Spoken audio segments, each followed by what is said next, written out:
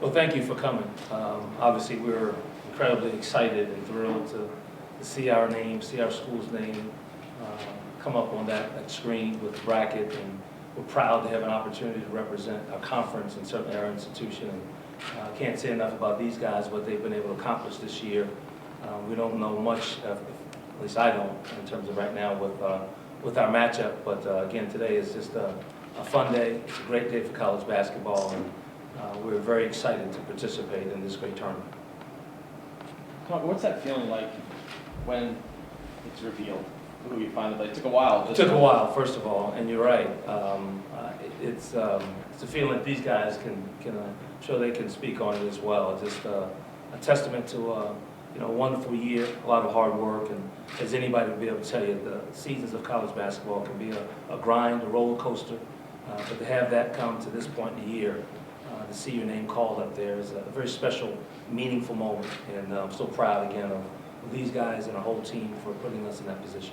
Tommy, it seems like the committee made you wait the way they revealed the brackets, but at some point did you have a fleeting fear that, hey, I wonder if they remember that we are the Ivy League champions? Well, I mentioned that to our guys walking up the steps. I asked them were they worried that they forgot about us.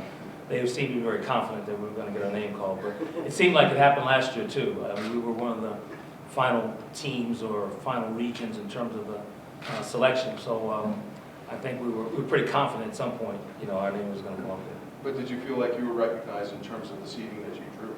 You know what, I never get involved in whatever the seedings are. And there's so many terrific teams around the country and had wonderful years, and there's some teams that didn't make the tournament that had outstanding years. So we're thrilled to be a part of it. We're excited to have this opportunity and to represent our league. Has been an incredibly challenging league as well, and so we recognize those things. And so for us to get wrapped up in where we're going to play or who we're playing or what seed we are, I think it's useless. And again, we're excited. Tommy, does it mean more to be here 2 years in a row now? Does it mean something for the program? Well, I think it means a lot, Jack. We've these guys that I think it's certainly coming into this year in terms of maybe what was expected of us. So I think in terms of that, for us to sit up here this evening and to have our name called here on Selection Sunday, it's very meaningful, and I think it certainly has something I'm sure will sink in, with us at some point. But we certainly know that it's taken a lot to get to this point. We're proud of it. We were proud last year, and if you can continually become a contender in your conference, and certainly we've been fortunate to win it now for 3 years and 2 years to be involved in the NCAA tournament. I just think that's an incredibly impressive few years for Harvard basketball. Sonny, was it especially meaningful or maybe rewarding the second time around because of the manner with which you had to win the conference? Well, both years have been different. And Michael, last year we were expected to be in this position. Ever since the shot that went in, however many years ago that was now, with the Princeton playoff game. From that moment forward, I think everyone thought, based on who we had, everyone returning, and the team we were going to field for the upcoming season, that we were expected. We were predicted to be the best team in our conference, and to be able to do that all the way through, and probably even exceed some expectations for last year's team, was very meaningful as well. I think this year, a different set of circumstances and a different way that we've been able to kind of get to this point, but nonetheless just as meaningful, and in some ways even more impressive. And again, I think that's with the youth of our team, the way these guys have responded, accepting different roles, stepping forward, young guys stepping in. You can't say enough about what this team has done for this season. Christian, Laurent, I'm curious to get your take on that same kind of feeling, considering all the things that you guys have kind of overcome since the season ended last year. To be back in this spot, was there a little bit of a greater appreciation for how you got here? Yeah, I'd say so. Just overcoming all the adversity we had to go through this season. That's one of the greatest feelings you can ever have, is overcoming adversity. And that's been able to get to this point with no one thinking that we could get here. It's just an awesome feeling. For you guys, maybe can you talk about whether or not you've spent any time whatsoever in Utah and or Salt Lake? I have. So these guys. I've been in Utah once, but I was in 6th grade, I think, so it's been a while. So I'm looking forward to going back there. I am not. How did it feel for you to hear your name called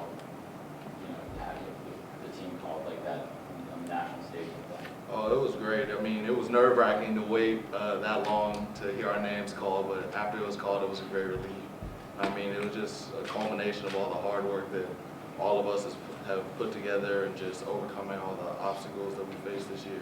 So it was a great feeling. Coach, there's some former Big Ten ties there with Steve at New Mexico. Do you know much? Do you know him very Steve and I well? go back way before, Big Ten. I've known Steve and I are the same class in high school. We played against each other in college. My last college game was against IU, against Indiana, when Steve was a senior, which is what the year that they went on, 1987. They went on to win the national championship. Steve is a good friend. He was a great, great player, and he's done an incredible job every place he's been as a coach. So I have nothing but wonderful things to say about Steve Alford. I think he's a wonderful guy, and I've known him for many, many years. Siyani, it's your first year, Harvard, first trip to the NCAA tournament. Could it have gone any better for you? Earning this opportunity to play the postseason in NCAAs? I don't think so. It's when you're in high school and coming up, and you're always watching this stuff, and you're always like, man, I wish I could be a part of it and finally be here and hear our team's name called. Just very, very, very exciting for me personally, and I know it's very exciting for the team as well. How much does the aside from that, the experience of going through everything last year, how much do you think that will help you guys once you're there, not to get caught up in the moment and let's just go play basketball and do what we need to do? Well, you hope so. Yeah. Every year is different. We certainly have a number of players that obviously was on our team a year ago, but every year is a different year. Even the year that we had everyone returning, we still look at that as a different year. Guys are a year older, thinking different things, different thoughts. So we always toss things out. This is a new year, a brand new opportunity, but certainly with the guys that have been through it, it certainly should. You have a point of reference, and I think those are always good things to have when you're trying to prepare to compete and to have these challenges in front of you. So, but nonetheless, you still have to. We've got to travel. We have a long journey with that. We play on Thursday, so the week is shorter for us. The trip can be longer for us. So there are a lot of things, and obviously our opponent is, I'm sure, is an outstanding opponent, given what their record and how they played, I'm sure, all year. Because of what happened with you guys, were there times at all before the season started, like, okay, we got a lot going on here. This is going to be a tough one. And with that said, how proud are you of everyone in the program overcoming what you guys had to overcome? Well, I've said it before, and I've been very, very lucky and blessed to have been a part of a number of great teams, programs, teams, as a player and as a coach. And I cannot think of a moment where I was, this ranks there in terms of all the moments I've been a part of, just because of the circumstances, because of the nature of it. For these guys to be able to wrap this up the way that they've been able to do it and play the brand of basketball for this whole season. And we weren't perfect. We had our moments that we were, in the depths of despair, as all teams go through the course of the season. But this has been as meaningful and as gratifying of a year for me to see how this has played out for this group of guys because of how they've done it and certainly what they've had to overcome and go through to get to this point. Yeah, how about you guys? What were you saying to each other to get through everything, and how proud are you to be here with all you had to get through? It just took a lot of believing, especially after we lost those 2 games back to back on the road. You just had a team meeting. It was like, it's not over. You just got to keep fighting. And that's the same mentality we've had all year from the beginning of the season. We never got down on ourselves no matter the circumstances. And I'm just proud of my teammates for believing in everything the coaching staff has told us, and just believing. And I think that's got us a long way. You feel like you guys are playing some of your best basketball right now, having clinched the title late, and you feel like you're kind of on the right track here? I feel like we could always get better. We've been practicing now for a week, so practice has been going well, and we just plan on playing like we practice. And if we do that, we'll be fine. For some of the upperclassmen, maybe as the excitement was building there, as the brackets were being revealed, it seemed like there was a palpable sense of relief. You could hear the sigh go up when Ohio State drew another opponent. Were you almost expecting to see Harvard at that moment, to see Harvard's name come up? I mean, there weren't that many, other teams that were left And of course, it was a possibility, and Ohio State's a great team, and they play in their home state. So it would have been a tough game. I mean, every game is going to be a tough game, but that would have been pretty crazy, in Ohio. So I mean, we just I don't know. We didn't know what to expect. We just ready to hear our name called. Pardon me? We're just ready to hear our name called at that point. Coach, what's the process for you and your staff now? Yeah, again, with the shorter week, things will have to kick in very quickly for us to get information, get, films and scouting reports, and see if we can start preparing for what, we think we'll see with our opponent. Travel has to be worked out. We'll meet as a whole basketball team here right after we conclude this and kind of give these guys a little direction for today and our times for workouts and everything for tomorrow. We still don't know with the weather. We're looking at that. Storms coming through. So is there a chance that we need to figure that out, get out sooner? We're not sure what all that means right now. So it's a lot to be done for us to kind of get organized and get prepared. And so be a few late nights, but that's what we were hoping for. Do any of you guys kind of have any kind of idea about New Mexico or what they're about, or have you maybe caught any of their games late at night or anything like that? I watched Hopefully their they've game been last studying. night. I don't know what they're going to say now. I watched the second game last night, but I mean, you can't really base anything off of 20 minutes. I mean, they're a great team. They played well.